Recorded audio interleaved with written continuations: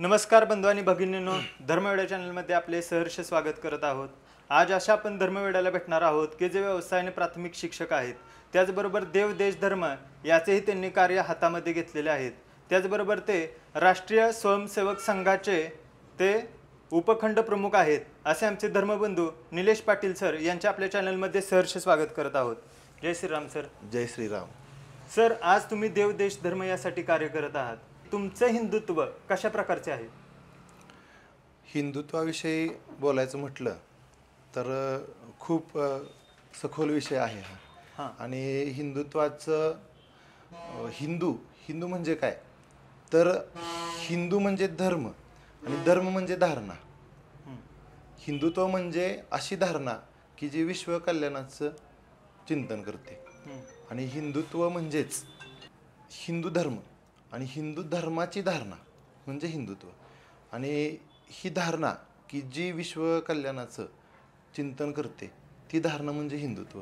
आणि हिंदुत्वामध्ये खूप सखोल गोष्टी येतात की फक्त हिंदुत्व आजकाल आपण पाहतोय की मी हिंदू आहे असं आपण म्हणतो, परंतु हिंदू असणं आणि हिंदुत्व माहिती असणं खूप फरक आहे. बरोबर. आजकालच्या पिढीला याची गरज आहे की हिंदुत्व म्हणजे नक्की काय. तर ह्या गोष्टी तुम्हाला लक्षात आल्या पाहिजेत. हिंदुत्व म्हणजे कुणाला हिंदू म्हणायचं, मोठा प्रश्न आहे. मोठा प्रश्न आहे. हिंदू कोणाला म्हणायचं? जर आपण हिंदू धर्मामध्ये जन्म घेतला तरच आपण हिंदू झालो का? तर असं नाहीये. हिंदू हा जो धर्म आहे ती एक संज्ञा आहे. हिंदू नाव धर्माला फक्त दिलेलं नाव आहे. धर्म आपला जो आहे तो काय सांगतो की असं आचरण की जे पूर्ण विश्वाच्या कल्याणासाठी प्रयत्नशील राहतं. म्हणजे जे सत्य आहे, जे योग्य आहे, जे उचित आहे, ज्या आचरणामुळं कोणालाही हानी पोहोचत नाही असं आचरण म्हणजे हिंदुत्व. हिंदुत्व म्हणजे मर्यादा की ज्या आपल्याला आपल्या महापुरुषांनी दाखवून दिल्या त्यांच्या वागण्यातून, आचारातून, विचारातून, म्हणजे हिंदुत्व. फक्त हिंदू असणं म्हणजे हिंदुत्व नाही, तर हिंदूचे आचार विचार, तसं जगणं, तसं वागणं म्हणजे हिंदुत्व. म्हणजे हिंदुत्वाला एक प्रकारच्या मर्यादा पण असतात. हो. आणि काही गोष्टीमध्ये मर्यादा पण नसतात. असे आपले हिंदुत्व. म्हणजे ते तुमच्या भाषेमध्ये बरोबर आहे. आता तसा विचार केला तर हिंदुत्व हे कुठून सुरू झालं? हिंदुत्व सुरू झालं असं म्हणण्यापेक्षा म्हणजे हिंदू धर्माची सुरुवात कुठून झाली असा प्रश्न बऱ्याच नाहीच प्रश्न, मुळात प्रश्नच नाहीये. बऱ्याच जणांना पडतो. म्हणजे हा प्रश्न नाही, तुम्ही विचारला बरोबर आहे, पण काही जणांना असं वाटतं प्रश्न की हे हिंदुत्व कधी सुरू झालं. ऍक्च्युली सनातन जो आपला धर्म आहे ह्याला म्हणजे जन्मच नाहीये पहिला गोष्ट. बरोबर आहे. ते समजणार सुद्धा नाही. तरी पण जे इतर धर्माचे लोक आहेत ते सांगतात की तुम्ही इथून सुरू झाला, तुम्ही तिथून सुरू झाला. तर हे तुम्हाला काय वाटतं? आता मुळात हिंदू धर्माची सुरुवात कुठून झाली हा प्रश्नच चुकीचा आहे. की हा प्रश्न आजकालच्या समाजात बरेच लोक आपल्याला विचारतात, परंतु त्यांना हे माहिती नाही की जेव्हा विश्वाची निर्मिती झाली, जेव्हा ब्रह्माने या ठिकाणी विश्वनिर्मितीचं कार्य हातामध्ये घेतलं, त्यावेळेस ह्या हिंदू धर्माची स्थापना झाली. म्हणजे जो अनादी आणि अनंत आहे तो धर्म म्हणजे हिंदू धर्म. आणि ह्या हिंदू धर्माला सुरुवात कुठून झाली तर जेव्हा अणुरेणू निर्मिती सुरू झाली तेव्हा सुरू झाली. आणि धर्म म्हणजे आचरण. आणि हिंदू धर्म जो आहे तो पूर्वीपासूनच अस्तित्वात होता जेव्हा ह्या विश्वाची निर्मिती झाली, आणि विश्वाच्या अंतापर्यंत तो अनंतापर्यंत असणार आहे. बरोबर. की आता बऱ्याचशा नवीन आजचं जे कल्चर आहे किंवा आजची जी पिढी आहे, तर ह्या लोकांना हा प्रश्न नेहमीच पडत असतो. कारण तो प्रश्न नेहमी पडतो कारण त्याचं कारण काय माहिती आहे का? आता वेगवेगळे जे धर्म आहेत ते सांगतात की आमच्या धर्माचे संस्थापक हे आहेत की त्यांनी आमच्या धर्माची सुरुवात केली. बरोबर आहे, प्रत्येक धर्म सांगतो. तर आपल्याला असा कुणी संस्थापक नाहीये. कारण जेव्हा विश्व सुरू झालं तेव्हा हिंदू धर्म सुरू झाला. आणि ज्यांना सुरुवात सांगायची गरज कधी पडते, जे नव्याने सुरू झाली, नाही का? सुरुवात सांगायची गरज कधी पडते? जन्मच नाही. ज्यांना नव्याने सुरुवात झाली त्यांना सांगायची गरज पडते ना की आम्ही आता सुरू झालो म्हणून. आपला धर्म जो आहे तो विश्वनिर्मितीपासूनच सुरू आहे, त्यामुळे आपल्याला वेगळं असं सांगायची गरज नाही. आणि त्याला ठोस असे पुरावे पण आहेत की जे वेद आहेत आपले, जे शास्त्र आहेत, आणि त्या शास्त्रामध्ये जे सगळे उल्लेख आहेत ते सगळे हिंदू धर्माचं. आणि ह्या विश्वामध्ये सर्वात कोणता पहिला धर्म निर्माण झाला तर हिंदू. हे बाकीचे धर्म नंतर माणसांनी, धर्म म्हणजे तुम्हाला अगोदर सांगितलं धारणा, प्रत्येकाने प्रत्येकानं आपली वेगळी धारणा निर्माण केली की आम्हाला असं वागायचंय, आमचं आचरण असं पाहिजे किंवा आम्हाला ह्यांच्या म्हणण्याप्रमाणे वागायचंय. मग त्यांनी एक व्यक्ती ठरवला आणि त्या व्यक्तीनं त्या धर्माची स्थापना केली. बरोबर. पण हिंदू धर्म असा आहे की कुठल्या व्यक्तीनं तो धर्म निर्माण नाही केलेला. तर ते शास्त्र सांगतं की शास्त्रामध्ये उल्लेख आहे की अगदी विश्वाची सुरुवात जेव्हा 3 आहेत, रज तम सत्व, हे 3 गुणांचं मिळून ह्या ठिकाणी विश्व निर्माण झालं पंचमहाभूतांपासून. मग अणुरेणूपासून निर्मिती झाली तेव्हा हा धर्म म्हणजे स्वयंभू आहे थोडक्यात, की त्याला कोणी स्थापन केलेलं नाही किंवा त्याला गरज पण नाही स्थापन करायची. आज आपण हिंदू धर्मामध्ये राहतो, तर आपल्या हिंदू धर्मात राहत असताना की जे हिंदू धर्म स्वतःला हिंदू समजतात तर त्यांचं आचरण कसं असावं? म्हणजे आता आपण जर विचार केला तर हिंदू धर्मामध्ये अनेक जाती आहेत, जमाती आहेत, किंवा तर प्रत्येक जातीचं वेगवेगळं कार्य असतं. बरोबर. त्याचबरोबर आता हे ते कार्यानुसार झालं, पण तसा विचार केला तर जो आपला धर्मच आहे तर त्याचं आचरण कसं असावं, किंवा ते जे नवीन आत्ताचे आपले यंग जनरेशन आहे तर ह्यांना त्यांचं आचरण कसं केलं पाहिजे? खूप चांगला प्रश्न आहे की हिंदू धर्माचं आचरण कसं असावं. आपण मगाशी सांगितलं की आपण जन्माला हिंदू घरात आलो म्हणजे आपण हिंदू झालो असं नाही, तर त्याचं आचरण माहिती पाहिजे. आणि जर आपल्याला त्याचा पायाच माहिती नसेल तर आपण स्वतःला हिंदू म्हणून घेणं म्हणजे आपण योग्य वाटणार नाही. कारण तुम्ही सांगितलं की ज्या जाती आहेत तर धर्मामध्ये जाती निर्माण झाल्या आणि जाती ह्या कामावरून ठरलेल्या आहेत, म्हणजे त्या स्वनिर्मित आहेत. मानवानं आपल्या सोयीसाठी की तुम्ही हा व्यवसाय करा, तुम्ही तो व्यवसाय करा, म्हणून आपण त्या ठिकाणी जाती निर्माण केल्या. शास्त्र काय सांगतं? सर्वे हिंदू सहोदरा, सर्वे हिंदू सहोदरा, म्हणजे जे कोणी हिंदू आहेत ते सर्व बंधू आहेत. मग जातीचा विषय आता महत्वाचा नाही. आजकालच्या तरुण पिढीला मला एवढंच सांगायचं की तुम्ही आता जात हा विषय डोक्यात नाही घेतला पाहिजे की हा विषयच नाही, हिंदू असणं खूप महत्वाचं आहे. आणि आजकाल आपण बघतो की बाकीचे जे धर्म आहेत ते त्यांच्यातली जात नाहीत सांगत, ते फक्त त्यांचा धर्म सांगतात. आज आपल्याला विचारलं की आपल्यात लगेच मी ह्या जातीचा आहे किंवा मी ह्या जे आडनाव सांगण्याची प्रथा आहे किंवा ते, तर त्यापेक्षा आधी आपण हिंदू आहे, मी हिंदू आहे हे सांगणं गरजेचं आहे. आणि हिंदू आहे म्हणतानाच आचरण सुद्धा खूप मोठा विषय आहे हिंदूमध्ये. आपल्याला आपली जी शास्त्र आहेत, वेद उपनिषद आहेत, त्याच्यामध्ये अगदी आपल्या जन्मापासून मरेपर्यंत कसं आचरण पाहिजे किंवा कोणते कोणते आश्रम आपण स्वीकारले पाहिजेत ह्याचं सुद्धा वर्णन दिलं आहे. आणि आजकालच्या पिढीला हेच महत्वाचं आहे की आपण हिंदू म्हणून कसं वागलं पाहिजे. अगदी सकाळी उठण्यापासून ते संध्याकाळी झोपेपर्यंत आचरणाचे नियम आहेत, मग त्या नियमानुसार आपण वागणं अभिप्रेत आहे. फक्त हिंदू म्हणून त्या गोष्टी फक्त आपण पुढं नेणं न नेणं हे योग्य नाही, तर आपल्याला त्या गोष्टी समजून घेतल्या पाहिजेत आणि त्याप्रमाणे आपण वागलं पाहिजे. कुठेतरी आपल्याला हिंदुत्व म्हणलं की कुठेतरी आपल्याला अंधभक्त म्हणून एक टॅग लावला जातो, तर आपले हिंदुत्व आणि विज्ञान ह्याचा जोड कसा आहे आपला? बरोबर, तुम्ही आता खूप चांगला मुद्दा मांडला. त्याला खरं विमर्श म्हणतात. विमर्श म्हणतात की कसं असतं, एखादी गोष्ट आपल्याला खूप तेजस्वी वाटते, बरोबर आहे, पण तिच्याबरोबर आपल्याला बरोबरी नाही करता येत. तर कधी कधी काय होतं, आपण तिचे मुद्दाम असे काही गोष्टी सांगून अपभ्रंश पसरवतो की बाबा ही अशीच आहे.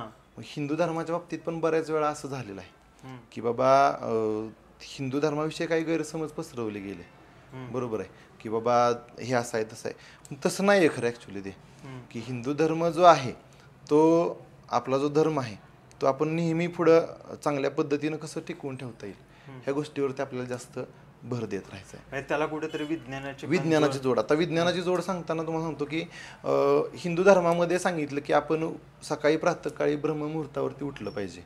आता ह्याच्याशी आपण आजकाल तरुण पिढी तर लवकर उठतच नाही, बरोबर आहे, उठायचा कंटाळा येतो, मग त्यात काय लवकर उठायचं असतं, आम्हाला कंटाळा येतो वगैरे. तसं नाही, ब्रह्ममुहूर्तावरती काय उठायचं त्याला विज्ञान आहे. कारण पूर्ण सृष्टी जेव्हा नवीन दिवसाची सुरुवात करत असते तेव्हा रात्रीची विश्रांती घेऊन जी काही सगळी ऊर्जा आहे ती ऊर्जा त्या वातावरणामध्ये साठलेली असते, किंवा दिवसाचं जे दूषित वातावरण आहे ते पूर्ण निवळलेलं असतं. आणि ब्रह्ममुहूर्तावरती उठल्यानंतर आपण ज्या गोष्टी करणार आहेत, व्यायाम असेल, स्नान असेल, किंवा दुसरी गोष्ट विज्ञानाबरोबरच आपल्याला श्रद्धा ही तितकीच महत्त्वाची आहे. मग त्या श्रद्धेनं आपण काय कुठला तुमचं आराध्य दैवत असेल त्याची आराधना असेल ह्या गोष्टी केल्या तर पूर्ण तुम्ही दिवसभर चार्ज होता. त्याचबरोबर आपण वैज्ञानिक दृष्ट्या जर बघितलं तर जो सकाळचा ब्रह्ममुहूर्त असतो त्यामध्ये ज्या वनस्पती असतात बर त्यांचा ऑक्सिजन लेवल सोडण्याचं प्रमाण जास्त असतं, बरोबर. किंवा जर सकाळी आपण जर व्यायाम केला तर व्यायाम करताना सगळ्यात जास्त आपल्याला बघा धाप लागत असते. तर त्यासाठी जो आपण जास्त ऑक्सिजन शरीरामध्ये घेत असतो तर हे पण एक विज्ञानच आपण मानू शकतो त्याचबरोबर. आणि हिंदू धर्मच हा म्हणजे अध्यात्म आणि विज्ञान या दोन्हींचा एक सुंदर मिलाप आहे. म्हणजे विज्ञानाची कास धरून प्रत्येक हिंदू धर्माचे सण या ठिकाणी साजरे केले जातात.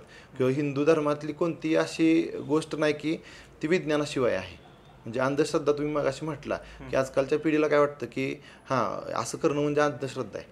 तर सूर्याला अर्घ्य देणं, हां आपण म्हणतो की उठल्यानंतर का बरं एक तांब्या पाणी द्यायचं सूर्याला, त्यानं काय होणार आहे.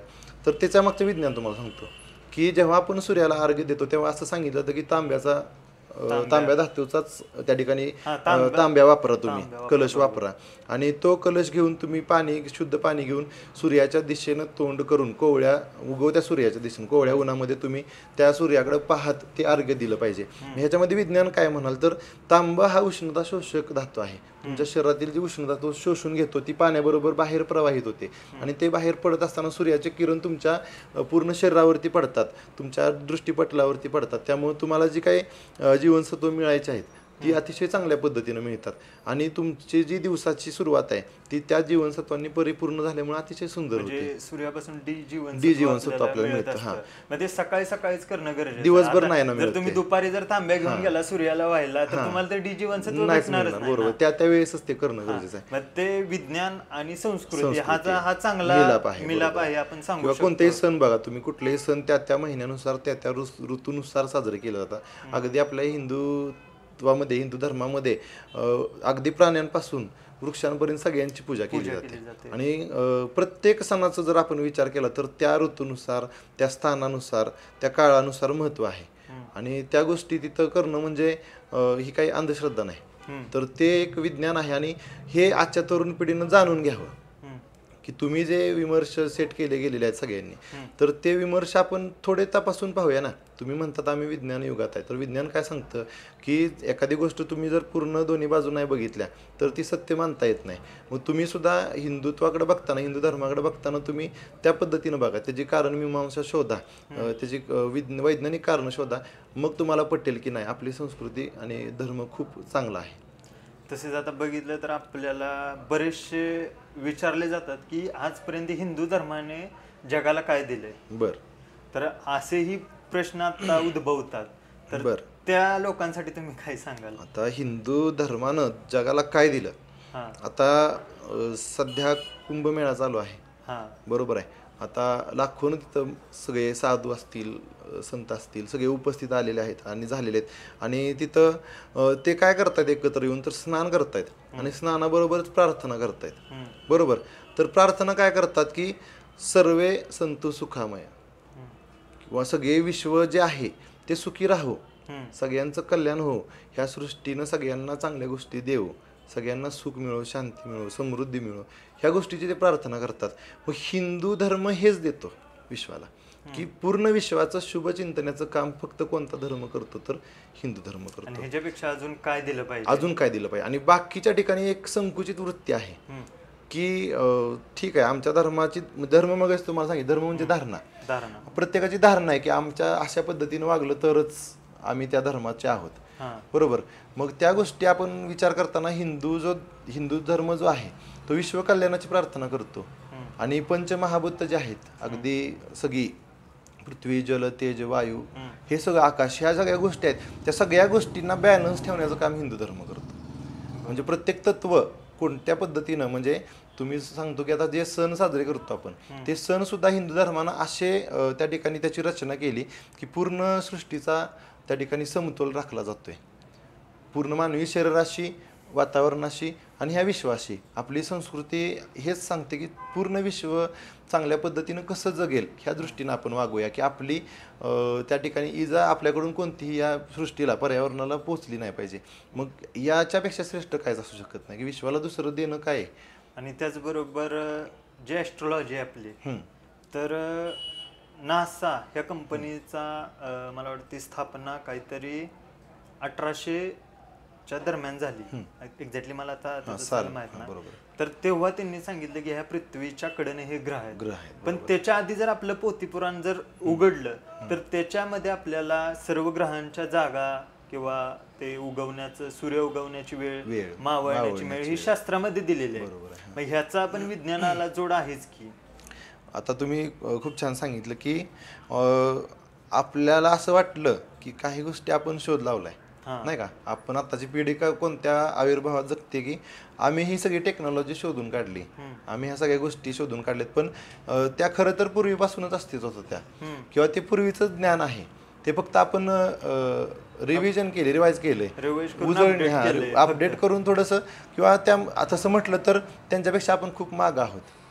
कारण तुम्ही आता जे सांगितलं की पूर्वी कोणतंही तंत्रज्ञान नसताना कोणताही त्या ठिकाणी तिथं दुर्बीण नव्हती किंवा संगणक नव्हते किंवा लॅपटॉप नव्हते, मोबाईल नव्हते किंवा त्या ठिकाणी आपल्याला लोकेशन दाखवायला तिथं दुसरे कुठलेही साधन सॅटेलाइट नव्हते. तरी सुद्धा कोणता ग्रह कोणत्या दिवशी सूर्यग्रहण होणार आहे, एकादशीत कधी येणार आहेत, सूर्याची वेळ उगवण्याची कधी आहे, पौर्णिमा कधी असणार आहे, अमावस्या कधी असणार आहे, हे पूर्वीच्या लोकांनी सगळं लिहून ठेवलेलं आहे. त्याचबरोबर आज ज्योतिषशास्त्र किंवा आपण बघतो ह्याच्याकडे तर आपण बघतो की भारतात आता समजा भारताच्या पूर्व बाजूला सूर्य किती वेळेनं किती टायमिंग न उगवणार आहे आणि भारताच्या पश्चिम बाजूला म्हणजे खालच्या साईडला किती वेळेनं उगवणार आहे. म्हणजे हा गॅप पण आहे ना तो ॲक्युरेट आहे. बरोबर. अक्षांश रेखांश ह्यामध्ये पण सगळ्या गोष्टी मोजल्या जातात आपल्या. आणि ह्याच्यापेक्षा म्हणजे तसा विचार केला तर आपण गणित आपल्या धर्मानच दिलेलं आहे. शून्याची निर्मिती आपल्यापासूनच झाली, त्याचबरोबर मंत्र आपल्यापासूनच तयार झाले, भाषा आपल्यापासूनच तयार झाली. अजून ह्याच्यापेक्षा आपण काय देऊ शकतो की म्हणजे एक थोडक्यात म्हणतात ना की पूर्ण जननी, विश्वाची जननी किंवा ज्ञान देत ती सरस्वती, तर जन्मदात्रीचं ज्ञानदात्रीचं हे जे काम आहे ते आपला धर्म करतोय पूर्ण जगाला. आज आपण पाहतोय की बाहेरचे देश आपली संस्कृती त्या ठिकाणी अनुकरण करायला बघतायत. आपण जरी आपला तरुण जो आहे तो आता सध्या पाश्चात्य संस्कृतीच्या पाठीमागं धावतोय, पण खरी परिस्थिती बघायला गेली तर हे वाक्य काही मागच्या 4-5 वर्षापूर्वी लागू होत होतं. परंतु आता मी समाजामध्ये फिरताना बघतोय की संस्कृतीबद्दल खूप मोठा त्या ठिकाणी उठाव म्हणजे किंवा जागरूकता आपल्याला पाहायला मिळते. आजकाल माणसं किंवा तरुण जे आहेत ते चांगल्या पद्धतीनं या ठिकाणी संस्कृतीचा अभ्यास करत आहेत आणि त्या मार्गानं पुढं आपण वाटचाल करत आहोत. आणि दुसरी गोष्ट की जे आपलं सगळं विश्वाला देण्याचं काम आहे तो आपला धर्म करत आलेला होता, करणार आणि इथून पुढे सुद्धा करत राहणार. जे आपल्या आतापर्यंत धर्मानं किंवा म्हणतो आपण जे परंपरेनं आपल्याला दिलं तर त्याची रक्षण करण्याची आज किती गरज आहे. तरुण आज आपण तरुण आहोत किंवा आपण हे आपल्या पिढीला पर्यंत पोहोचवण्याची गरज आहे. हे कुठेतरी नष्ट होत चाललंय असं तुम्हाला वाटत नाही का? ते आपण पुढच्या पिढीपर्यंत पुरवलं पाहिजे. खूप छान मुद्दा आहे की रक्षण करण्याची गरज आहे का, तर आहे. कारण आता आपण सगळीकडं बऱ्याच ठिकाणी तुम्ही वाक्य वाचता ऐकता, धर्म रक्षती रक्षितः. म्हणजे तुम्ही धर्माचं रक्षण केलं तर धर्म तुमचं रक्षण करेल. आणि आज वेळ आहे की धर्माचं रक्षण करण्याची, आणि ही वेळ जी आहे ती पूर्वीपासूनच आहे. म्हणजे सगळ्यांचंच हे काम आहे की आपण आपल्या धर्माचं रक्षण केलं पाहिजे. धर्माचं रक्षण करायचं म्हणजे काय, तर धारणेचं रक्षण करायचं. तुमचं जे काही धारणा म्हणजे काय, आपल्याला वेद शास्त्र जे काय सांगतं की हिंदू म्हणून तुमचं आचरण कसं पाहिजे, तुम्हाला कोणत्या मर्यादा पाहिजेत, तुम्ही कोणत्या नियमाप्रमाणे जगलं पाहिजे, तुम्ही कोणत्या पद्धतीनं आचरण केलं म्हणजे सृष्टीला ते उपयोगी होईल, ह्या सगळ्या गोष्टींचं पालन करणं म्हणजे रक्षण करणं, धर्माचं रक्षण करणं. आणि आज मला सांगावंसं वाटतंय की आपण धर्माचं रक्षण करणं ही गोष्ट खूप म्हणजे खूप महत्त्वाची आहे. कारण बाहेरच्या धर्मांकडून म्हणजे पूर्वीपासूनच आपल्यावरती हल्ले होत आलेत की हिंदू धर्म कसा आपण कमी करू किंवा नष्ट करण्याचेच त्यांचे विचार आहेत. कमी करण्याचे नाही तर नष्ट करण्याचेच विचार आहे की आम्हाला असं करायचं की हिंदू धर्म पूर्ण नष्टच करून टाकायचा आहे आम्हाला. तर असे विचार असताना आपण आपला धर्म टिकवणं खूप गरजेचं आहे आणि त्या ठिकाणी त्याचं रक्षण करणं पण गरजेचं आहे. मग ह्या धर्मावरती आघात होत असताना काय काय होते की बाकीच्या धर्मातले जे लोक आहेत ते त्या ठिकाणी आपल्या हिंदूंना येतात, सांगतात की तुम्ही आमच्या धर्मामध्ये या, बरोबर, किंवा आमच्या धर्मामध्ये तुम्ही धर्मांतर करा.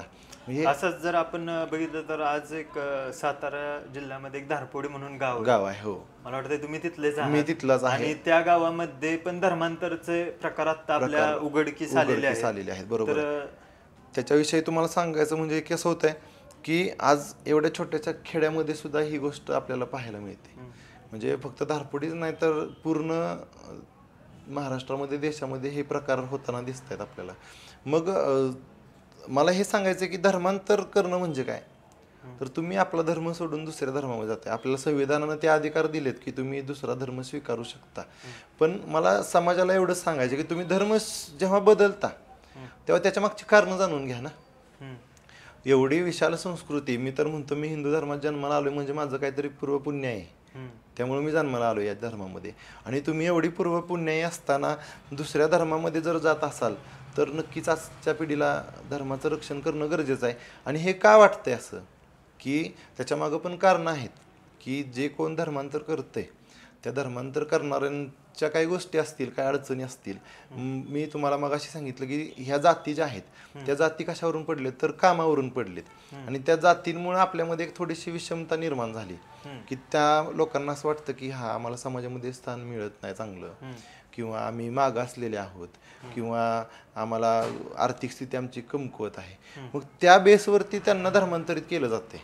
म्हणजे खरा मुद्दा हा आहे. म्हणजे धर्मांतर करण्यासाठी साम दाम दंड भेद सगळं वापर महत्वाचं आमिष दाखवलं जाते. त्या काळामध्ये ते म्हणतात ना साम आणि दंड वापरत होते पण आता धन वापरायला लागले. बरोबर आहे. धनाचा आमिष देऊन किंवा तुम्हाला नोकरी, व्यवसाय, पैसा किंवा अगदी वेळ पडली तर त्यांच्यात मुली सुद्धा ते आपल्या मुलांसाठी देतात त्यांच्या धर्मातल्या. आणि त्या बेसवरती आपल्या लोकांना तिकडे धर्मांतरित करतोय. पण मला त्यांना एवढं सांगायचं की धर्मांतर करत असताना आपल्या जुन्या ज्या महापुरुषांनी किंवा अगदी रामायण असेल, महाभारत असेल, त्यानंतर आपले छत्रपती शिवाजी महाराज असतील, धर्मवीर संभाजी महाराज असतील, त्यांनी काय केलं धर्मासाठी आणि आपण काय करतोय ह्याचं थोडंसं भान ठेवावं. की कुणी सांगेल आणि तुम्हाला तुमच्या धर्मापासून लांब, तुमच्या आईपासून तुम्ही लांब जाऊ शकता का? आई बदला म्हणल्यावर बदलू शकता का तुम्ही? नाही बदलू शकत ना. मग तशी निष्ठा तुमच्या धर्मावरती असणं गरजेचंच आहे. आणि अजून एक गोष्ट सांगतोय की अशा बाबतीत आपल्याला फक्त ॲग्रेसिव्ह नाही व्हायचं किंवा त्यांच्यावरती आक्रमक नाही व्हायचं, तर त्यांना समजून घेणं महत्त्वाचं आहे की त्यांच्या अडचणी कोणत्या आहेत, तर आपण सगळ्यांनी मिळून त्या सोडवण्याचं. आणि मला त्या लोकांनाही हे सांगायचं की तुम्ही आम्हाला तुमचे बंधू माना, तुम्ही आम्हाला कोणी परक समजू नका. मी मगाशी पण म्हटलं की सर्वे हिंदू सहोदरा, त्या उक्तीप्रमाणे तुम्ही आमचेच आहात. कसं आहे माहितीये का, एखादा वाट चुकला तर तो संध्याकाळी पुन्हा घरीच येतो ना, नाही का? आणि आम्हालाही तीच अपेक्षा आहे की ठीक आहे चुका माणसांकडूनच होतात, दुसऱ्या धर्माला आम्ही कमी लेखतच नाही. कारण आमचं हिंदुत्व किंवा हिंदू संस्कृती आम्हाला सांगत नाही की कोणाला कमी लेखा. आणि आम्ही कधी कुणाकडे गेलो पण नाही की तुम्हाला 4 पैसे देतो, हे करतो, मग तुम्ही आमच्या धर्मात या. कारण तशी गरज आम्हाला पडलीच नाही कधी आणि पडणार पण नाही. महत्वाचं म्हणजे मग ह्या गोष्टींचा तुम्ही विचार करा की तुम्ही आमचेच आहात. आणि तुम्हाला एक या निमित्तानं मी आवाहनही करतो की ज्यांनी कुणी धर्मांतर केलं असेल तर त्यांना हे आवाहन करतो की तुम्ही पुन्हा या, तुमचं स्वागत आहे. कारण शिवाजी महाराजांनी सुद्धा घर वापसी केली होती. की ते शिवाजी महाराजांचा पण एक प्रसंग होता की जेव्हा काही कारणास्तव काही शिवाजी महाराजांचे जे मावळे होते ते त्या धर्मामध्ये एखाद्या जबरदस्तीने गेले असतील किंवा काही कारणास्तव गेले असतील, पण छत्रपती शिवाजी महाराजांना त्यांनी परत आपल्या धर्मामध्ये घेतलं. आणि त्याचबरोबर शिवाजी महाराजांनी आपली कन्याही दिली. बरोबर आहे, दिली होती. म्हणजे एवढं उदार मन असणारा हा हिंदू धर्म आहे. आणि एवढ्या उदार मनाचा राजा आपला आहे म्हणजे आपलं भाग्यच आहे. हे भाग्य असताना सुद्धा आपण जर धर्म परिवर्तन करत असेल तर हे नक्की आपण विचार करण्याची गोष्ट आहे. आणि संभाजी महाराजांचे बलिदान हे काय होतं हेही समजण्याची गरज आहे की संभाजी महाराजांनी धर्म परिवर्तन व्हावं यासाठी त्यांच्या एवढे अन्याय झाले तर त्यांनी आपला धर्म सोडला नाही. आणि आज जर आपण 4 पैसे घेऊन जर आपण धर्मांतर करत आहोत तर नक्कीच आपण एकदा आपल्या मनाला विचारा की आपण काय करतोय. बरोबर आहे. तुम्ही खूप छान आता बोललात की संभाजी महाराजांनी काय अत्याचार सहन केले. म्हणजे एवढे जीव घेणे अत्याचार होऊन सुद्धा तो जो राजा, शूरवीर योद्धा, धाडशी, आपला पराक्रमी योद्धा त्यांच्या धर्मापुढे झुकला नाही किंवा त्यांच्या धर्मामध्ये जायला नकार दिला. त्यानं स्पष्ट जीव त्याग केला. त्यांनी सांगितलं जीव सोडावा परंतु धर्म न सोडावा. बरोबर आहे. मग आजकालच्या पिढीला काय होते, आपण मी मागाशी सांगितलं नारे देतो आम्ही हिंदू आहोत, आम्ही शिवरायांचे भक्त आहोत, आम्ही शंभूराजांचे भक्त आहोत. हे सगळं ठीक आहे, तुमच्या मनामध्ये श्रद्धा आहे, त्यांच्याबद्दल आपुलकी, प्रेम आहे, आदर आहे, खूप चांगली गोष्ट आहे. परंतु त्याचबरोबर आपल्याला ज्ञान असणं खूप गरजेचं आहे. कसं होतं, आजकाल फक्त माहिती दिली जाते शिक्षणामध्ये. आता मी स्वतः शिक्षक आहे, बरोबर. आपली शिक्षण व्यवस्था कशी आहे, तर एक इन्फॉर्मेशन देते फक्त एखाद्या विषयाबद्दलची. समजा शिवाजी महाराजांबद्दल आपण काय करतो की त्यांचा जन्म ह्या दिवशी झाला, त्यांनी लहानपण असं झालं, ते असे मोठे झाले, त्यांनी एवढ्या एवढ्या लढाया केल्या, ह्या राजांबरोबर युद्ध जिंकली आणि ह्या दिवशी त्यांचा मृत्यू झाला. हे फक्त विद्यार्थ्यांना माहिती आहे. म्हणजे ही झाली माहिती, इन्फॉर्मेशन.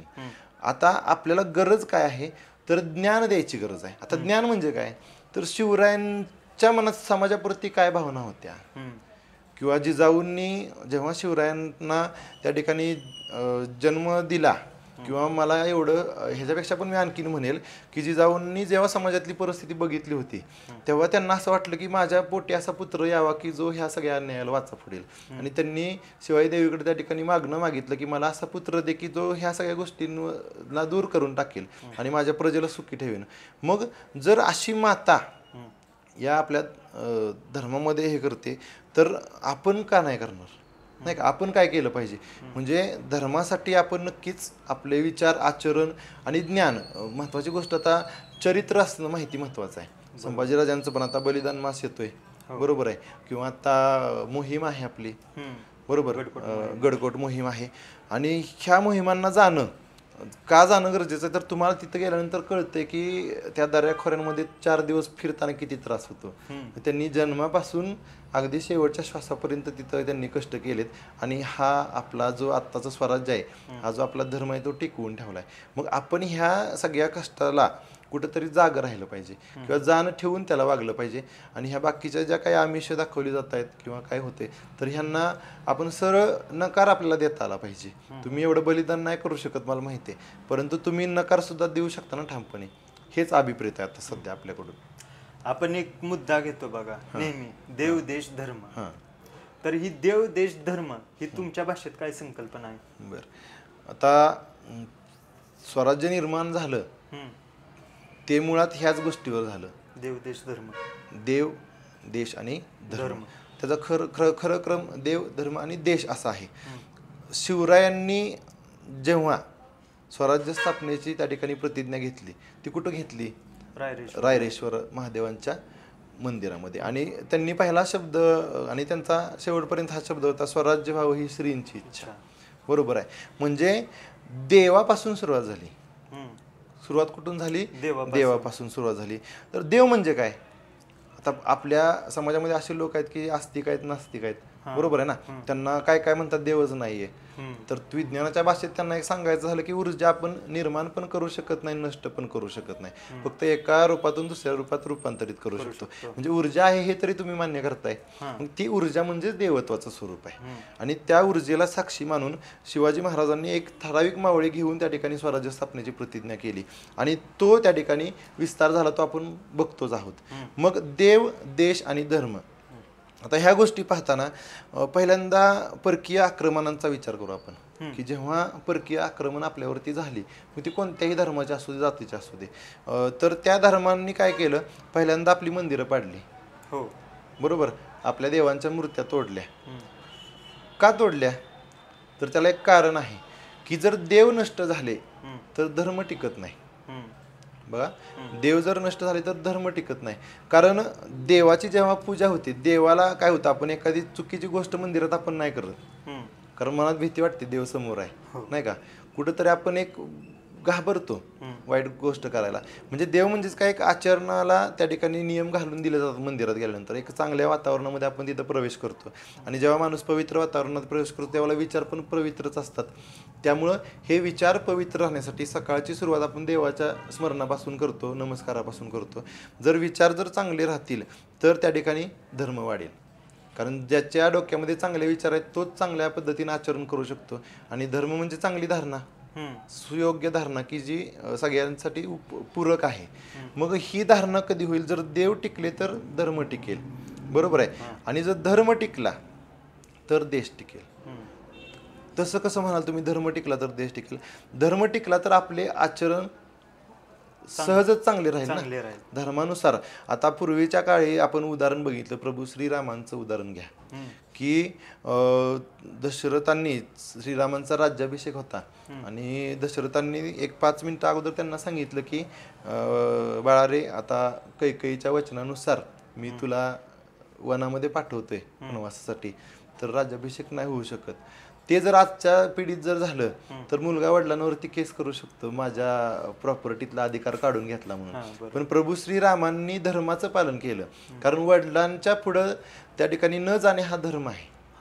बरोबर आहे. आणि वडिलांचं पण योग्यच गोष्ट, त्यांनी वचन पाळण्यासाठी त्या गोष्टी हे केल्या होत्या. मग हे आदर्श आपल्याला धर्मामध्येच मिळतात. हे का झाले तर धर्माचं पालन केलं म्हणून. बरोबर. महाभारतामध्ये आपली जी आता धर्माचं पाया आहे भगवद्गीता, ती पूर्ण आचरणच सांगते ना. आणि ज्याचं आचरण गीतेप्रमाणे तो कधीच मागं पडू शकत नाही. मग देव जर राहिले तर धर्म राहील, आणि धर्म राहिला तर देश राहील. म्हणजे आचरण जर शुद्ध असेल. महाभारत का घडलं तर वाईट गोष्टींचा नाश करायचा होता म्हणून महाभारत घडलं, अधर्माचा नाश. भगवान श्रीकृष्णांना ह्या सगळ्या गोष्टी वेळीच थांबवता आल्या असत्या, परंतु त्या थांबवल्या नाहीत. आपला धर्म काय सांगतो की जरी तो पुत्र असला अर्जुन, तेव्हा भ्रमित झाला होता की मी माझ्याच लोकांबरोबर कसं भांडण करू. मग हिंदुत्वाचं एक चांगलं उत्तम उदाहरण तुम्हाला इथं देतो की जरी स्वतःचे भाऊ असतील, बहिणी असतील, आई असेल, वडील असेल, जर ते चुकीचे वागत असतील, अधर्मानुसार वागत असतील, तर त्या ठिकाणी आपल्याला शस्त्र घेऊन उभं राहता आलं पाहिजे. आणि हिंदुत्व हेच सांगतं आपल्याला. आता फक्त शास्त्र शिकवलं जातं, शस्त्र घ्या हे नाही शिकवलं जातं. पण आजकाल समाजाची गरज आहे, आपल्याला शास्त्र पण घेता आलं पाहिजे आणि वेळ आली तर शस्त्र पण घेता आलं पाहिजे. म्हणजे ह्या दोन गोष्टींचा समतोल. शस्त्र म्हणजे अगदी तुम्ही काय लगेच हातात आयुध घेऊन लढाई करायची असं नाही. तुमच्या विचारांची शस्त्र पण आहेत ना. चांगलं वाईट विचार करून तुम्ही त्या गोष्टींचं छेदन करू शकता. अशा पद्धतीनं आपण धर्म, देव आणि देव, देश आणि धर्म ह्या 3 गोष्टींवरती आपण बोलू शकतो. कारण जर देव वाचले तर धर्म वाचेल आणि धर्म वाचला तर देश देव वाचेल. बरोबर. ह्या गोष्टी. सर, आपल्या हिंदुत्वामध्ये जे लिखित साहित्य आहेत, जसं रामायण झालं, महाभारत झालं, वेद आहेत, त्याचबरोबर संत ज्ञानेश्वरांनी ज्ञानेश्वरी लिहिली, असे हे जे साहित्य आहेत हे कशा प्रकारे भूमिका आपल्या निभावतात? आता भूमिका निभावण्याचा मुद्दा की पूर्वीपासून जे साहित्य असेल, सुरुवात आहे ती वेदांनी झाली. वेद, उपनिषद, त्यानंतर मग हे सगळे आपण महाभारत, रामायण, गीता वगैरे ह्या सगळ्या त्या ठिकाणी कालानुसार त्या ठिकाणी येत गेल्या. परंतु जी शास्त्र आहेत त्या शास्त्रांची भूमिका खूप महत्त्वाची आहे. कसं असतं, आता आपला देश चालतोय, आज भारत चालतोय, तो कशावरती चालतोय तर संविधानावरती चालतोय. म्हणजे संविधानामध्ये अगदी प्रत्येक गोष्ट लिहिली गेली की नागरिकाला अधिकार कसे पाहिजेत, किंवा पर्यावरणाविषयी आहेत. म्हणजे प्रत्येक आर्थिक बाबतीत असेल, वैचारिक स्वातंत्र्य, श्रद्धा, उपासना, ह्या सगळ्या गोष्टींचं धर्माचं स्वातंत्र्य आहे. सगळ्या गोष्टींची त्या ठिकाणी मांडणी केली गेलेली आहे. आणि म्हणून आपण व्यवस्थित चाललोय, नाही का. आपला प्रत्येक नागरिकाला आपण आता जरी बसलोय तर आपला अधिकारच आहे ना तो, की अभिव्यक्ती स्वातंत्र्य आहे आपल्याला, की आपण आपली मतं मांडू शकतो, बरोबर, समाजापर्यंत पोहोचवू शकतो. मग हे कशामुळे झालं तर एक लिखित त्या ठिकाणी स्वरूप दिलं गेलं.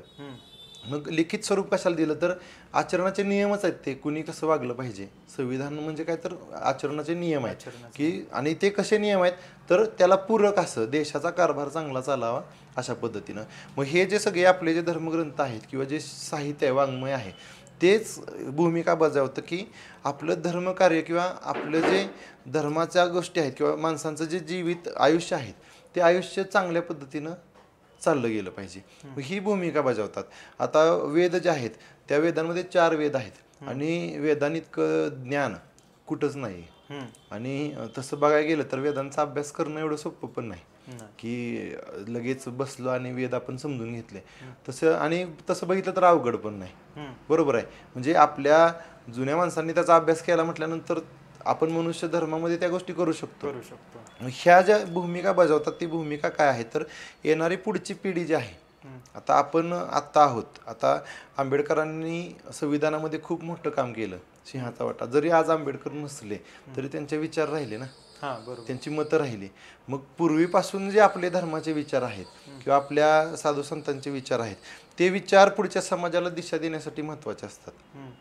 तुम्ही कसं वागलं पाहिजे, तुम्ही काय बोध घेतला पाहिजे, कोणत्या नियमानुसार आचरण केलं तर तुमचं हित होईल, ह्या गोष्टींची भूमिका आपल्या या ठिकाणी वाङ्मय जे आहेत लिखित साहित्य हे करत असतं. समजा आपण ज्ञानेश्वरीचं उदाहरण घेऊया. संत ज्ञानेश्वर आता हे म्हणजे आत्ताच्या काळातले कलियुगातलेच आहेत. बरोबर आहे. आता संत ज्ञानेश्वर इतके लहान असताना सुद्धा आपण त्यांना माऊली म्हणतो. आपला धर्म काय सांगतं की 4 पुरुषार्थ आपण केले पाहिजेत. बरोबर आहे. धर्म अर्थ काम मोक्ष. बरोबर आहे. मग नंतर आपल्याला मोक्ष प्राप्ती होते. नंतर मोक्ष प्राप्ती म्हणजे आपण ईश्वराजवळ जातो. आपल्याला पुन्हा हा संत म्हणतात की नको एर झारा हे जन्माच्या पुन्हा, नाही का. मग प्रत्येकाचीच ती अपेक्षा असते असं काही नाही. त्यासाठी खूप उच्च पातळीवरती जावं लागतं. मग संत ज्ञानेश्वर सुद्धा वयाच्या अगदी कमी टप्प्यामध्ये त्यांनी ईश्वराकडे जाण्यासाठी स्वतः प्रस्थान केलं. बरोबर. मग ह्या गोष्टी करत असताना त्यांनी ज्ञानेश्वरी लिहिली. आता भगवद्गीता जी आहे ती भगवद्गीता संस्कृतमध्ये आहे आणि आजकालच्या समाजामध्ये ही एक गोष्ट खेदजनक आहे की संस्कृतला थोडं आता अभ्यासामध्ये कमी स्थान आहे. म्हणजे नाहीच म्हटलं तरी चालेल आता. म्हणजे आहे तसं मोठमोठ्या विद्यापीठामध्ये शिकवलं जातं, परंतु जे काही ग्राउंड लेवलला पाहिजे ते शिक्षण आपलं संस्कृतचं आता दिलं जात नाही. आणि माझी अशी इच्छा आहे की आता ह्या गोष्टींचा समावेश आपल्या शिक्षणामध्ये केला गेला पाहिजे. कारण जर लिखित वाङ्मय आपली पहिली जर अभ्यासायची असतील तर संस्कृत भाषा शिकणं किंवा आजकालच्या पिढीला येणं खूप महत्त्वाचं आहे.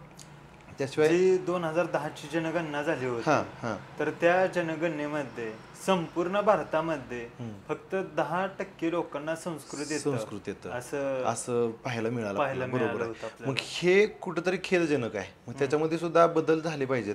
का तर हे लिखित वाङ्मय आहे ते आपल्याला कळणार कसं. आणि ज्ञानेश्वरांनी हीच गोष्ट ओळखली की आपल्या माणसांना ते वाचायला अवघड जाते, समजायला तर अवघड, वाचायलाच अवघड, समजणार कधी. मग त्यांनी ज्ञानेश्वरीमध्ये त्याचं रूपांतर केलं आणि आपल्या समाजापर्यंत पोहोचवण्याचं काम केलं. आणि जेव्हा ते त्या ठिकाणी समाधीस्थ होत होते तेव्हा त्यांनी शेवटी पसायदान मागितलं. आता विश्वात्मके देवे.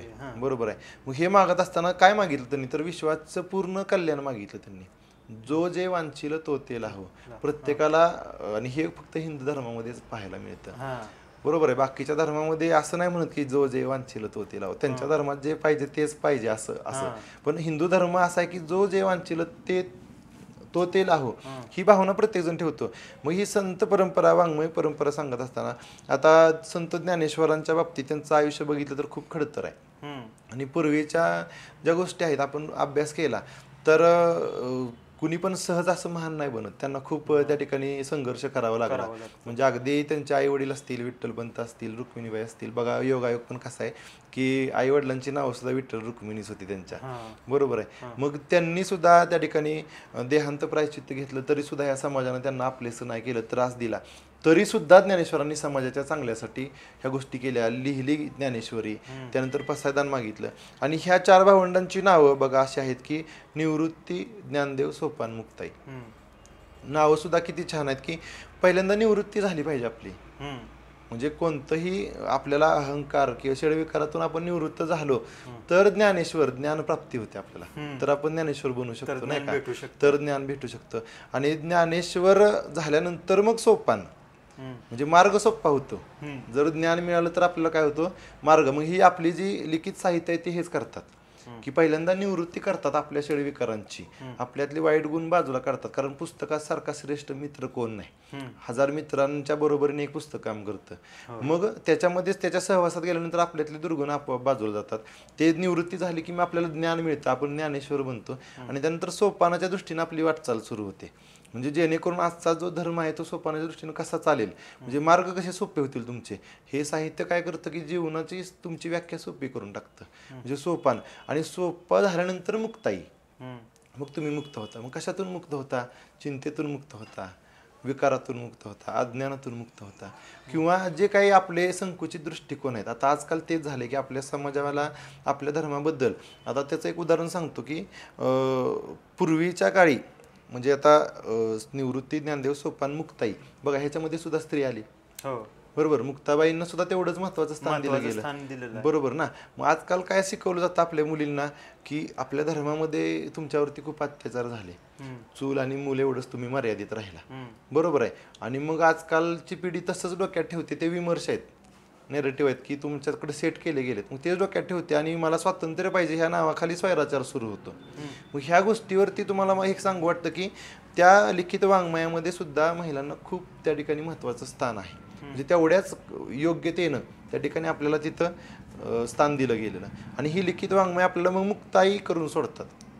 मुक्ताई म्हटलं, मुक्ता आणि आई, लहान वयातच ती सगळ्यांची आई सुद्धा झाली होती.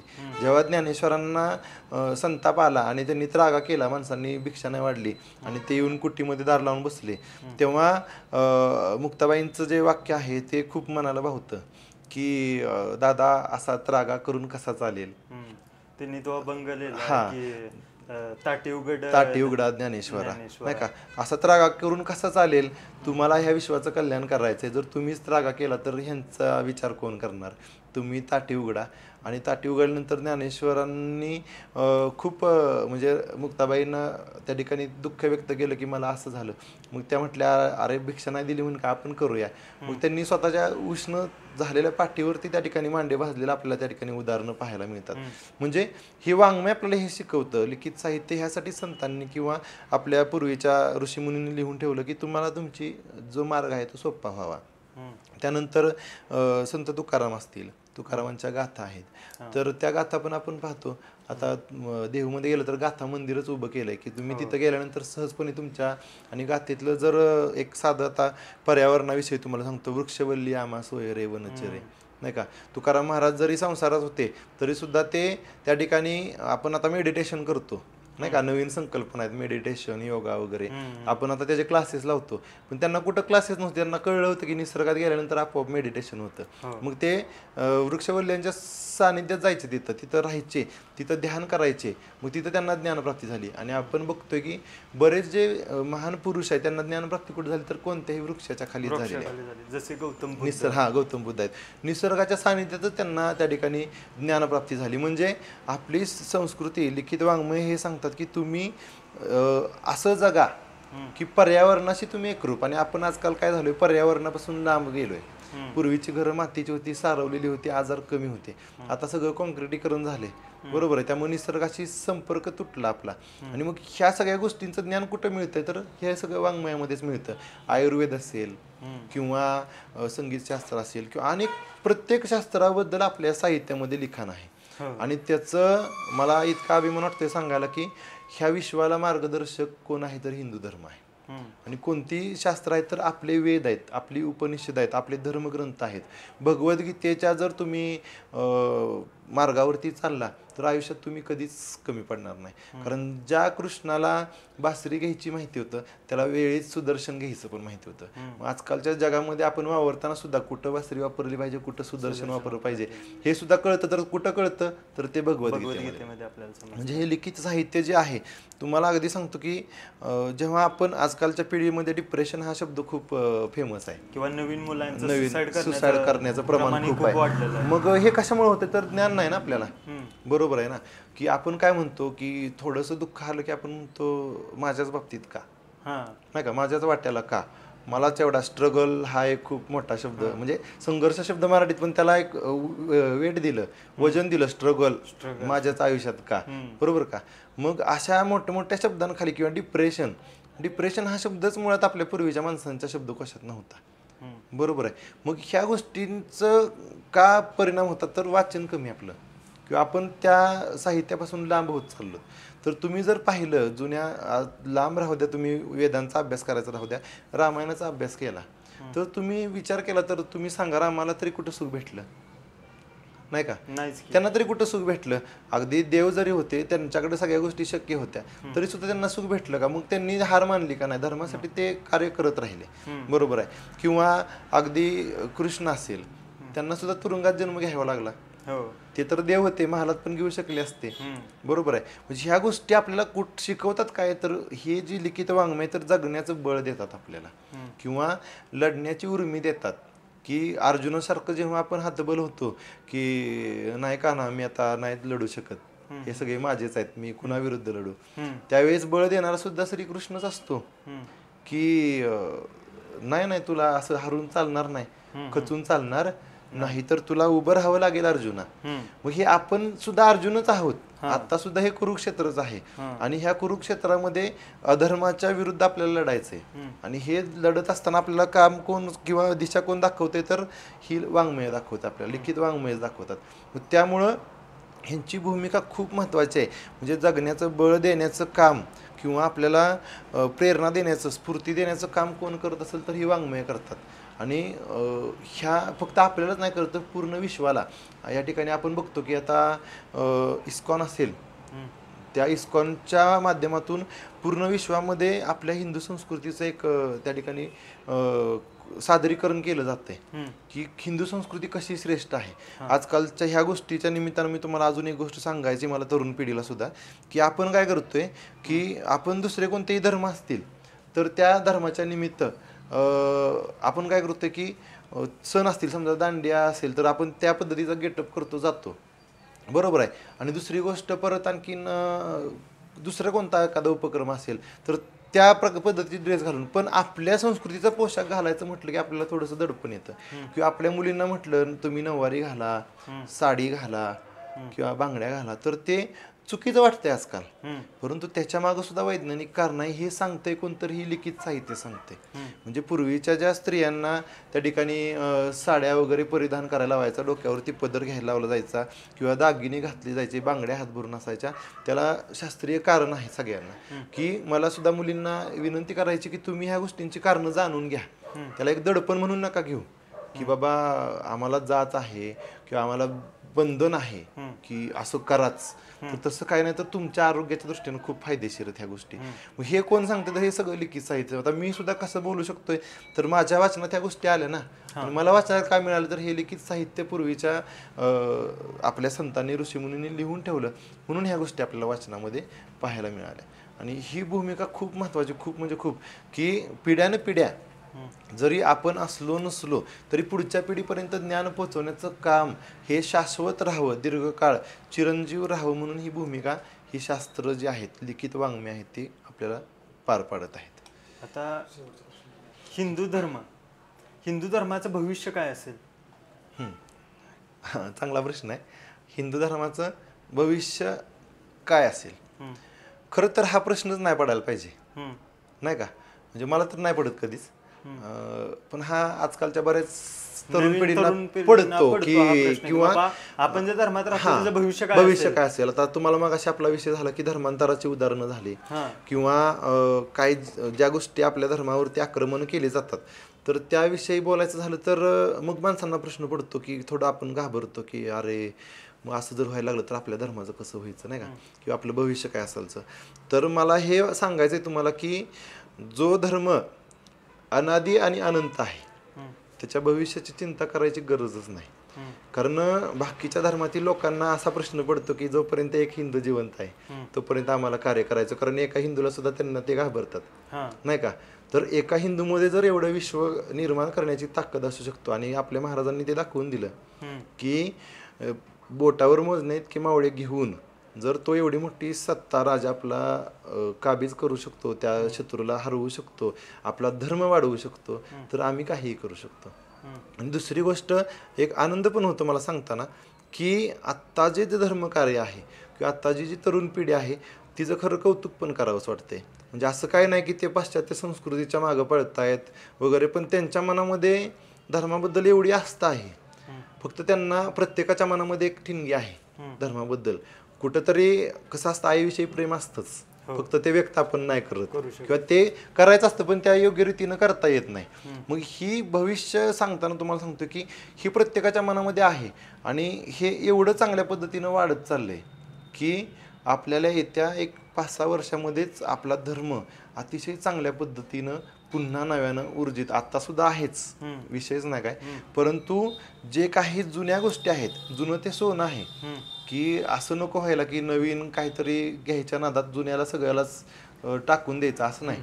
काही गोष्टी ठीक आहे की आता तुम्हाला सांगतो की चूल आणि मूल असं स्त्रियांच्या बाबतीत समज होता किंवा अजूनही मुलींच्या बाबतीत की पूर्वीच्या काळी अन्याय झाले, तर हा पहिल्यांदा समज मी दूर करतो, हा सुद्धा विमर्शच आहे की जेव्हा परकीय आक्रमण केली जायची नाही का, तेव्हा काय व्हायचं तर तुमच्या घरातील स्त्रिया उचलून न्यायच्या, दिवसा ढवळ्याच्या ठिकाणी उचलून नेल्या जात होत्या आणि त्यांच्यावरती अत्याचार केले जात होते. आणि म्हणून स्त्रियांना स्वयंपाकघरामध्ये एका खोलीत सुरक्षित ठेवलं जायचं. हे कुणी आजपर्यंत सांगितलं का आपल्याला? नाही सांगितलं की का स्त्रिया बंधनामध्ये होत्या. बंधनामध्ये नव्हत्या, त्या सुरक्षित होत्या, संरक्षणामध्ये होत्या, पण संरक्षणाला गोंडस नाव दिलं बंधन. आणि आपल्या मनामध्ये वाईट भावना निर्माण केल्या स्त्रियांच्या की आम्हाला धर्मानं असं केलं किंवा लादली बंधन आमच्यावरती. तर त्यांना का चूल आणि चुलीजवळ ठेवलं जायचं, तर पूर्वी जे स्वयंपाकघर ते अतिशय मागं असायचं घरात आणि तिथपर्यंत शत्रू सहजासहजी पोहोचू शकत नव्हता किंवा त्याला जायचं म्हणून तर घरातली बाकी माणसं त्याला आडवी येऊ शकत होती. म्हणून स्त्रिया मागच्या घरामध्ये माझ घरामध्ये असायच्या. त्यांचा त्या ठिकाणी घरातल्या प्रत्येक गोष्टीत सहभाग होताच, फक्त तो जाणीवपूर्वक असा दाखवला गेला की त्यांना कोणी विचारत नव्हतं. तसं जर असतं तर शिवाजी महाराजांनी प्रत्येक काम जिजाऊंच्या सल्ल्याने केलंय ना. स्वराज्य कुठं निर्माण झालं तर जिजाऊंच्या विचारामध्ये पहिल्यांदा निर्माण झालं आणि त्या स्वराज्य जननी आहेत नाही का. आजकालच्या मुलींनी सुद्धा हा विचार करावा की असा समज आपल्या मनामध्ये निर्माण केलाय तर तुम्ही हा काढून टाका. की भविष्य बघत असताना मुलींनी ह्या गोष्टी बघा की काही जे घटक आपल्या मनामध्ये बिंबवले गेले ते चुकीचे आहे. त्याच्यामध्ये मगाशी म्हटलं की आपण विज्ञानाच्या युगामध्ये जगतोय ना, तर तुम्ही त्याच्या मुळाशी जावा. किंवा तुम्हाला चूल मुली इथपर्यंत नव्हतं मर्यादित ठेवलं तर जिजाऊ लढत सुद्धा होत्या. त्यांनी शहाजीराजांना युद्धात मदत सुद्धा केली. झाशीच्या राणीचं उदाहरण घ्या, त्याच काळातल्या होत्या ना, त्यांना स्वातंत्र्य होतंच की लढाई करायचं, त्या सुद्धा लढल्या. बरोबर आहे. राणी पद्मावती बघतोय आपण, अशी बरीच उदाहरणं आहेत. तारा राणी आहेत. बरोबर आहे. अशी बरीच उदाहरणं आहेत की त्या उदाहरणांकडून आपण त्या ठिकाणी शिकण्यासारखं. आणि हे सरासर खोटे त्या ठिकाणी विमर्श प्रस्थापित केलेत की तुम्हाला असं केलं गेलं.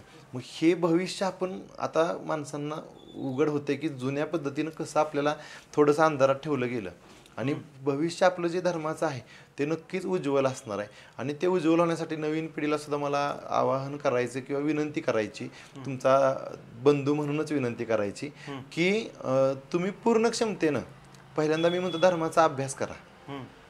कोणत्याही गोष्टीवरती मी असं म्हणणार नाही की मी म्हणतोय म्हणून तुम्ही करा. तुम्ही धर्माचा अभ्यास करा.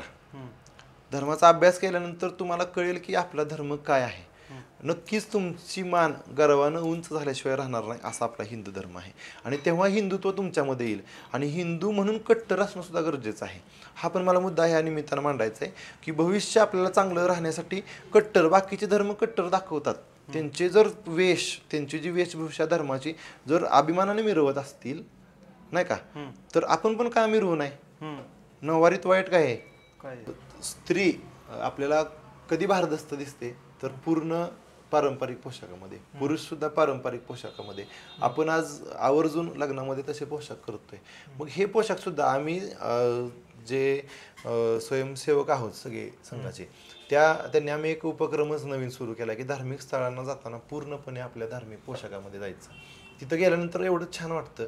आणि आपला धर्म आपण आता मिरवला पाहिजे. मुद्दा होता कट्टरतेचा, की कट्टरता का गरजेची आहे, तर आपलं जे चांगलं आहे ते अभिमानानं मिरवूया ना.